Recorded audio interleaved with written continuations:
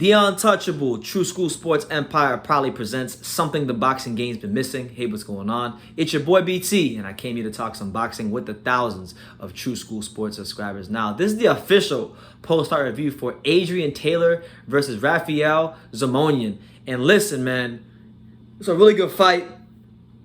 I enjoyed it. Pops enjoyed it. There's really nothing you can complain about until they announced the decision, and that decision was a travesty. The judges scored one judge had it for Adrian Taylor, one judge had it for Rafayel Simonyan, and one judge had it a draw. So the fight actually wound up being scored a draw. And it's like I tell Pops all the time, man, it don't matter if we're talking Matchroom, Top Rank, Showbox, levels of boxing, UFC Fight Pass. Fuck. A fighter is liable to get robbed at any level of boxing, and this was no different. You know, we scored this fight 7 rounds to 1 for Adrian Taylor. I could see 6 rounds to 2 if you want to be generous to Simonyan, but just to give you a take of what we saw, you know, Simonyan's only really success in this fight was, I think, the second or the third round. He hit Adrian Taylor with, I believe it was an overhand right or some power punch. He hit him with a power punch, and he hurt him, and he had him in trouble. After that moment, he got his ass whooped. Taylor employed this counter-punching style. The left hook was working for him pretty much all fight. You know, counter right hands, the jabs to the stomach, the right hands to the stomach. It was a complete fight from him. And a masterpiece. It's a shame, exactly. It's a shame that Taylor isn't gonna.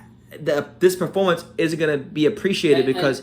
Go ahead. And let me tell you what I really love about this fight. I was telling my son BT is that I enjoy all kinds of fights, but I really enjoyed this fight because it was an old school inside fight, old school strategy type thing, going to the body, uppercut to the chin. Not much clinching. Not much clinching, and everything.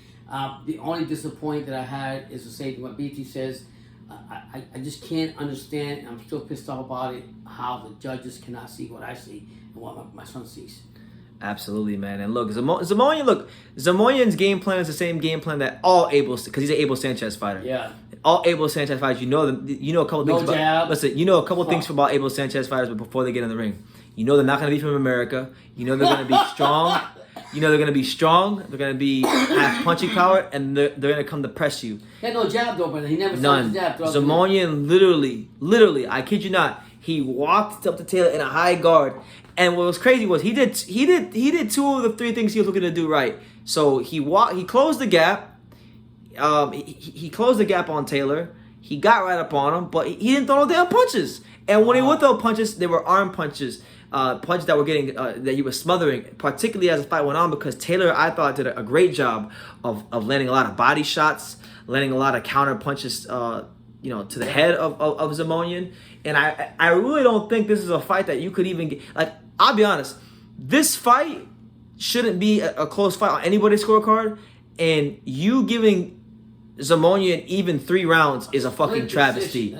A travesty. Adrian Taylor schooled Simonyan from start to finish. And you know, I was telling Pops on the live, and if you weren't there, you really missed out. But I was telling Pops on the live, I said, robberies like this actually pissed me off more than the robberies in the main events, because at least in the robberies in the main events, the guys are getting paid. Yeah, right. In some cases, you know, there could be a lucrative rematch. Yeah. So it works out well, and it bodes well for the fighters. But when you got 2 fighters, one guy's 9-1 and the other guy's fucking 12-1, and they're fighting on UFC Fight Pass for probably $3,000 or something like that, you know, making beans, you know, and you rob them.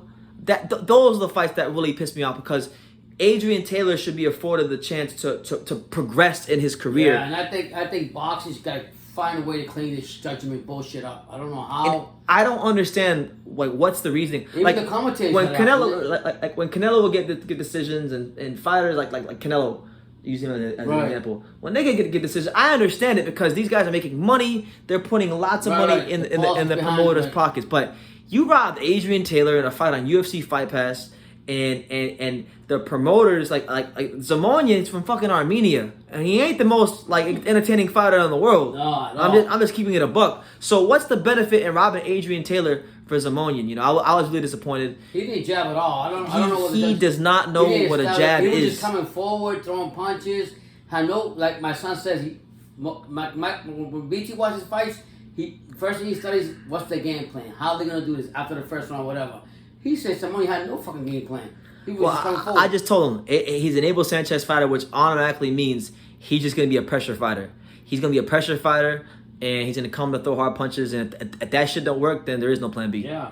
You know, because Abel Sanchez's philosophy is we only train for knockouts, but like I didn't see that tonight from Simonyan. I saw a very confused fighter, and it's unfortunate that he gets the benefit of the doubt and doesn't get a lot, because with his performance tonight, I'll be honest, his performance was so bad tonight in the 8 rounds. He deserves 2 losses. It was that bad, because to close the gap as much as he did on Adrian Taylor and not throw any punches and not explode the way he should be exploding, it was just ridiculous, horrible. I mean, in the first couple of rounds, I was like, okay, he's trying to get a feel for it. He's gonna come forward. And then he hurt him that one round. Yeah, I hit him one time, but after that, nothing. Taylor figured him out for the Taylor adjusted, started counter punching him, moving, touching him to the body, and it was a really good performance from him. And I think a lot of it is like you were saying, BT. Able fighters are all predictable, and I think Taylor figured him out. And let's give respect to Spencer's Derek James from Spencer's.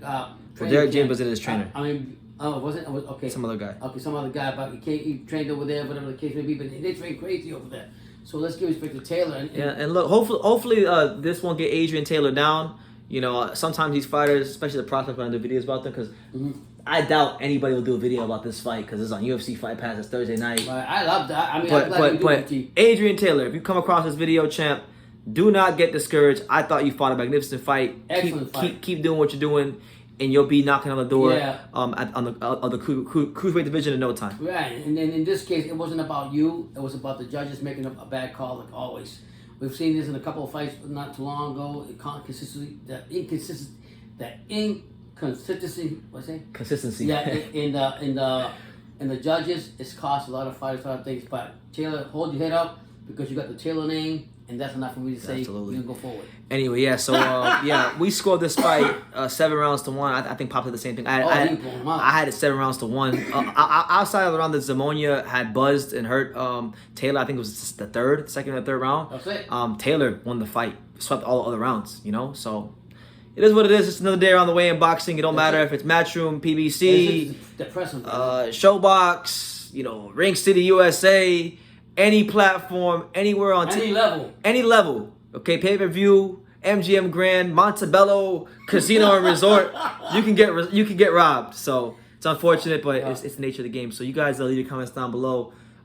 Make sure you take the time to subscribe. Like I say in every single one of these videos, you can love me or you can hate me, but I'm just a kid from Daniel. So until next time, take care, guys.